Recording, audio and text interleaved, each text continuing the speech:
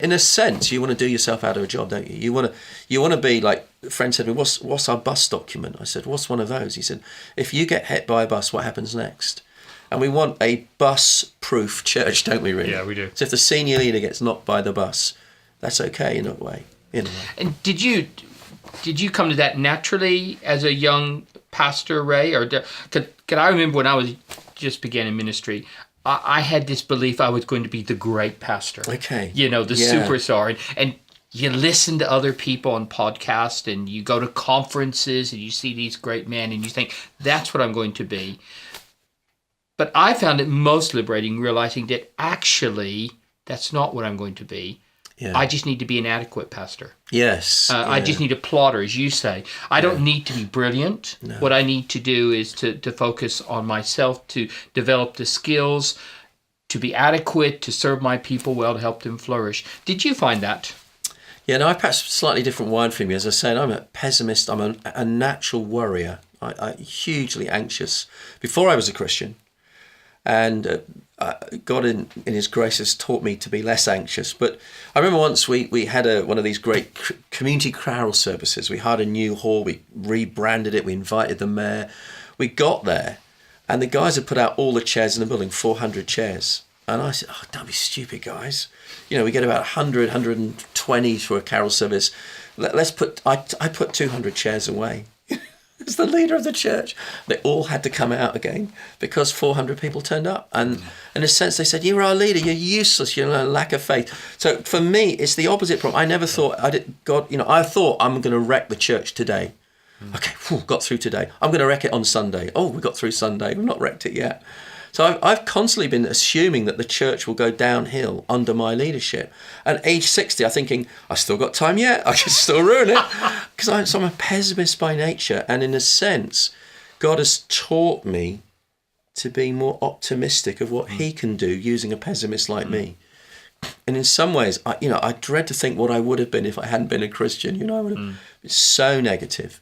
So for me, perhaps not more for me, the surprise has been, things have gone okay. Okay. For me, that's been more of my problem. But coming to terms with, what if they could be more than okay? What if God could do more than okay?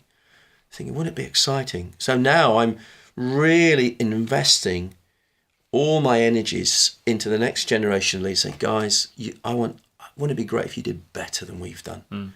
I remember Mike Ovey saying that. I want you to be, before he said to his younger guys, I want you to be better pastors than we've been. And I'm now in my life saying, guys, if God could use a pessimist like me to do okay, wouldn't it be great if He could use faith-filled believers like you to do more than okay? So I'm cheering the guys on and love to see greater things than ever I've seen. And who knows?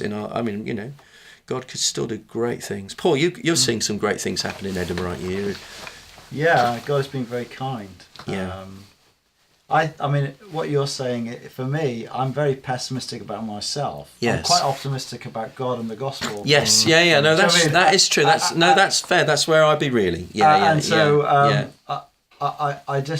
have an optimism that now is the day that God's going to do things. Yes, and yes. The gospel's powerful. Yeah. But I've had to fight the fight of not spending a lot of time just looking, gosh, I'm rubbish at this, I'm rubbish at that, and I wish I was like that, and I wish I was like that. And just realizing you are the person God's made you. Just crack on and do what you can.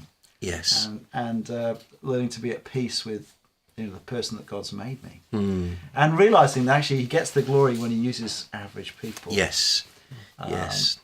So it's been exciting to see what the Lord has done. And just daring to trust that there might be, that there's more. Yes. There's more. Yes. But I realise that the Lord is sovereign, but I want to learn all I can do because I know the Lord uses means. So, in a sense, I can learn to be a better preacher. I can learn to pray better. I can learn to love people better, and I can learn to be a better leader. So it's quite exciting. Really. Yes. I've got a lot I can be better at. Yeah. Best days still to come. No, that's right. That's true. I hope so. Yeah.